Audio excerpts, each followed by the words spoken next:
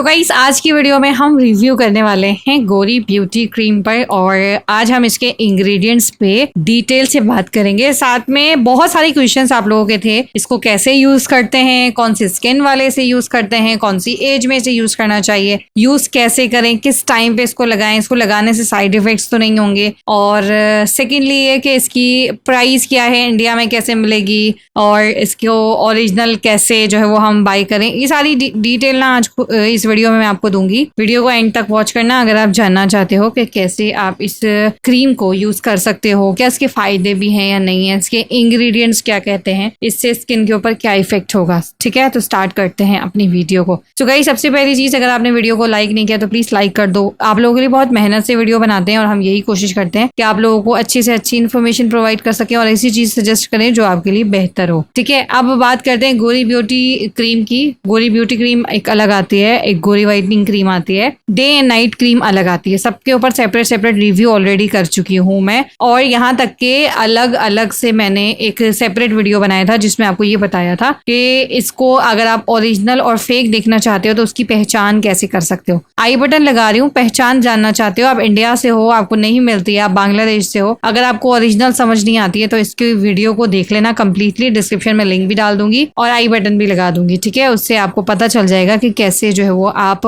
ये जान सकते हो कि कौन सी क्रीम ओरिजिनल है और कौन सी फेक है, क्योंकि एक वीडियो के अंदर सारी चीज कवर करना काफी मुश्किल होता है। पैकेजिंग की बात करें तो बस नॉर्मल सी पैकेजिंग है इसकी, कोई ज्यादा फैंसी भी नहीं है और बहुत लाइक सुपर डुपर भी नहीं है। एक नॉर्मल क्रीम जैसे कि पाकिस्तानी क्रीम होती है, नॉर्मल सा कंटेनर है, सिंपल सा 30 ग्राम्स का कंटेनर होता है, थोड़ा सा गोल्ड टेक्सचर होता है और बॉक्स व्हाइट और समथिंग रेड का कॉम्बिनेशन, ब्लू का कॉम्बिनेशन मिक्स करके इसको बनाया जाता है। ठीक है, अच्छा अगर खोलकर बात करें कंसिस्टेंसी की तो कंसिस्टेंसी थोड़ी सी थिक होती है, बट बहुत ज्यादा थिक भी नहीं होती, थोड़ी बहुत थिक होती है। ठीक है गाइज, इसके अंदर फ्रेग्रेंस भी केमिकल होता है और बहुत सारे लोगों को फ्रेग्रेंस से ज्यादा अट्रैक्शन होती है, लेकिन याद रखें अगर आपकी स्किन सेंसिटिव है तो फ्रेग्रेंस उस सेंसिटिव स्किन के अंदर भी उसका जो केमिकल होता है वो इरिटेशन कर सकता है। ठीक है, और जब आपको जस्ट फ्रेग्रेंस से इरिटेशन हो सकती है तो ये बात मान के चलो वो क्रीम के अंदर बहुत सारे केमिकल्स होते हैं जिससे आपको केमिकल रिएक्शन होता है और फिर आपकी स्किन के ऊपर साइड इफेक्ट्स हो जाते हैं। ठीक है, अब बात करते हैं क्रीम के बेनिफिट्स क्या हैं। सबसे पहली चीज तो ये कि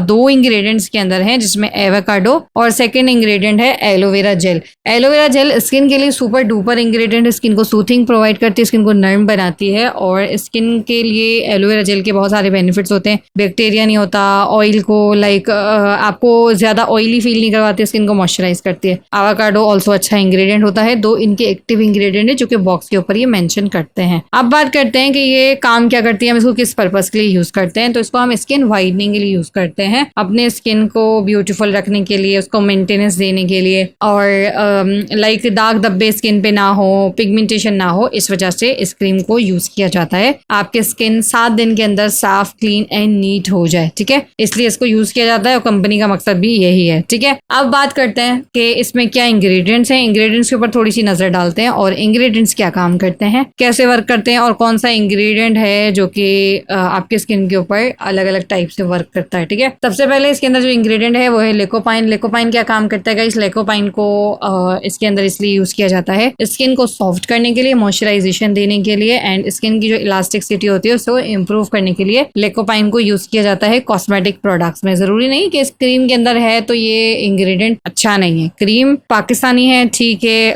क्रीम वाइटनिंग क्रीम है, बहुत सारी बाहर की भी क्रीम है, थाईलैंड की क्रीम भी है, वाइटनिंग क्रीम्स बनती है, बट मैं आपको एक चीज बता रही हूँ कि लेकोपाइन अच्छा इंग्रेडिएंट है, एज अ मॉइस्चराइजेशन के लिए काम करता है। अगला इंग्रेडिएंट है मालवा सेल्विस। अगला इंग्रेडिएंट है मालवा सेल्विस टीरियस। ठीक है, एक्सट्रैक्ट। ये एक प्लांट होता है। किस तरह का प्लांट होता है ये प्लांट? नॉर्मली पर्पल कलर के फ्लावर के साथ होता है, आप सर्च करके भी देख सकते हो, नॉर्मल में पिक्चर लगा दूंगी, वैसे भी आपको पता चल जाएगा। काम क्या करता है, ये आपके स्किन के ऊपर एक्सफोलिएशन का काम करता है और साथ साथ ये आपके स्किन के ऊपर जो टैन हो जाता जाता है उसको भी रिमूव करता है, स्किन को सूथिंग प्रोवाइड करता है। और लाइक एक्सफोलिएशन आपकी स्किन पे होती है ना, आपकी स्किन जवान रहती है, टाइट रहती है और एक अच्छी आइडियल स्किन होती है। ठीक है, तो ये भी अच्छा है। अगला इंग्रेडिएंट है प्रीमोला वायरस। ठीक है, प्रीमोला वायरस एक्सट्रैक्ट, ये भी एक प्लांट है, येलो कलर का होता है इस तरीके से। इसके अंदर एंटीऑक्सीडेंट होता है भरपूर, साथ में स्किन को ब्राइट करने का काम करता है, मतलब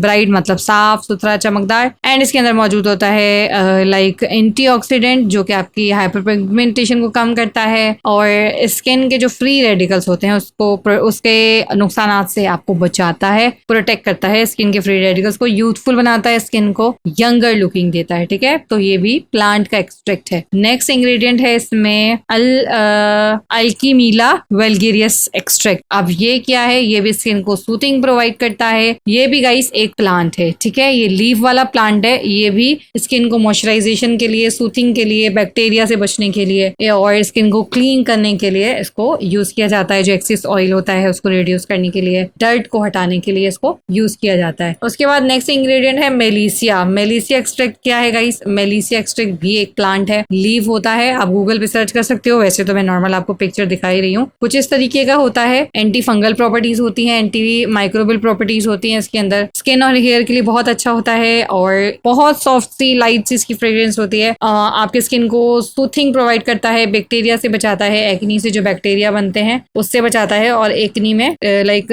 काम करता है, एक्नी में सुकून देता है, आपको रिलीफ देता है। ठीक है, जैसे कि मेंथोल होता है ना, ठंडक प्रोवाइड करता है, समथिंग कुछ ऐसा ही, और बैक्टीरिया को किल करने का भी काम करता है, काफी इफेक्टिव होता है। ठीक है, अब तक के सारे इंग्रेडिएंट्स अच्छे हैं, ऐसा नहीं है कि अच्छे नहीं है, एक्सट्रैक्ट्स हैं इसके अंदर। बात करते हैं विटामिन B3, नियासिनामाइड को बोलते हैं, आप नियासिनामाइड बोले, विटामिन B3 इनका अगला इंग्रेडिएंट है। मॉइस्चराइज करता है, केराटिन मतलब प्रोटीन प्रोवाइड करता है स्किन के अंदर, एगिंग को कम करता है और साथ साथ स्किन को सॉफ्ट बनाता है, रिंकल्स फ्री करता है। अगला इंग्रेडिएंट है इनका सीटल अल्कोहल। सीटल अल्कोहल क्या काम करता है गाइस, स्किन को सॉफ्ट बनाता है, स्किन को नरम रखता है और वैसे ही अल्कोहल की फॉर्म होती है लेकिन सेकंड फॉर्म होती है और इस अल्कोहल को हम स्किन फ्रेंडली बोल सकते हैं बिकॉज ये स्किन को नरम सॉफ्ट बनाने का काम करता है और स्किन के लिए इफेक्टिव होता है, ड्राई स्किन के लिए स्पेशली उसको हील करता है, उसको सॉफ्ट करता है और ज्यादातर लोशंस में, हेयर के प्रोडक्ट्स में मॉइस्चराइजेशन के लिए इसको यूज किया जाता है। नेक्स्ट इंग्रेडिएंट है इनका एवोबेंजन। एवोबेंजन गाइस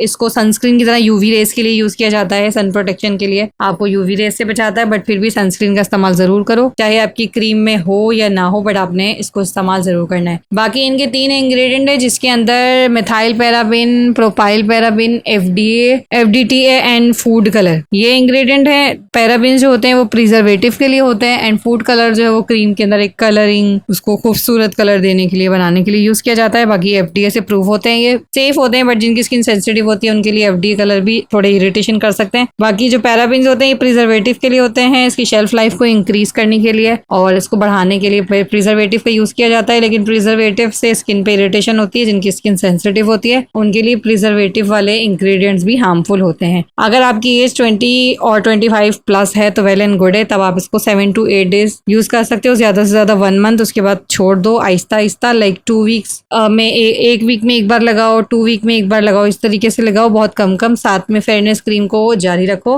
तब जाके आप इसको यूज कर सकते हो। ओरिजिनल है तो वेल एंड गुड है, बाकी इसके हिसाब से, इंग्रेडिएंट के हिसाब से इसके अंदर बुरे इंग्रेडिएंट्स नहीं है, लेकिन सेंसिटिव स्किन के ऊपर व्हाइटनिंग क्रीम सूटेबल नहीं होती, इरिटेशन होती है। ऑयली स्किन के लिए भी अच्छी नहीं होती ये क्रीम, क्योंकि गर्मियों में ऑयली स्किन पे मजीद दाने, पिंपल्स, एक्नी हो जाते हैं क्योंकि इसके अंदर ऑयल बहुत ज्यादा होता है और ऑयली स्किन के ऊपर एक्स्ट्रा ऑयल आप डालोगे, पहले ही ऑयल आता है और एक्स्ट्रा मजीद डालोगे तो उससे जो आपकी स्किन है वो और ज्यादा खराब हो जाती है। ठीक है, लाइक आपको पिंपल्स, एक्नी होते हैं, मैंने आपको बता दिया कि कौन सी एज वाले यूज कर सकते हैं और साइड इफेक्ट्स कैसे हो सकता है। जिनकी एज टीनेज से कम होती है वैसे यूज मत करें। नाइट टाइम पे इस क्रीम को आप यूज कर सकते हो, डे टाइम पे भी यूज कर सकते हो, SPF होता है बट डे टाइम पे यूज करने के लिए सनस्क्रीन का इस्तेमाल करो। लेकिन मैं आपको सजेस्ट करूंगी जितनी भी व्हाइटनिंग क्रीम्स होती हैं उनको आप डे टाइम पे कभी भी यूज मत करो, नाइट टाइम के लिए बेटर ऑप्शन होता है, क्योंकि नाइट टाइम पे स्किन वर्क भी करती है और 8 घंटे तक आप अपने घर में होते हो, धूप में नहीं होते करते हो जिससे आपको जलन वगैरह कुछ भी ऐसी नहीं हो सकती, रेडनेस वगैरह। देन गाइस आई होप आपको वीडियो पसंद आई होगी। प्राइस की बात करें तो अंडर 400 रुपीज मिल जाएगी पाकिस्तानी। इंडिया की बात करें तो इंडिया में भी आपको 400-500 मिलेगी इंडियन करेंसी में, क्योंकि ये पाकिस्तान से जाती है तो ऑब्वियसली आपको पाकिस्तानी क्रीम महंगी मिलने वाली है, क्योंकि जो वहां तक पहुंचने का खर्चा होता है वो खर्चा सारा काउंट किया जाता है। जबकि देखा जाए तो इंडिया के पाकिस्तान के 400 रुपए इंडिया के अराउंड 100 रुपीज 125 रुपीज के बराबर है, लेकिन आपको इंडिया में ये 400 की ही मिलने वाली है। इतनी या इससे थोड़ी ज्यादा भी या कम भी मान के चलो 300 to 400, बिकॉज प्रोडक्ट की जो कॉस्ट होती है उससे ज्यादा कॉस्ट उस पे शिपमेंट कॉस्ट लग जाती है। कोई भी सवाल हो कमेंट सेक्शन में आप मुझसे पूछ सकते हो। एक्सपायरी डेट जरूर चेक कर लिया करो और ओरिजिनल है या नहीं ये भी जरूर चेक किया करो। उससे भी ज्यादा इफेक्ट पड़ता है कि आपकी क्रीम ओरिजिनल नहीं होती, तब भी आपको इफेक्ट होता है। अब मिलूंगी मैं नेक्स्ट वीडियो में। अल्लाह हाफिज।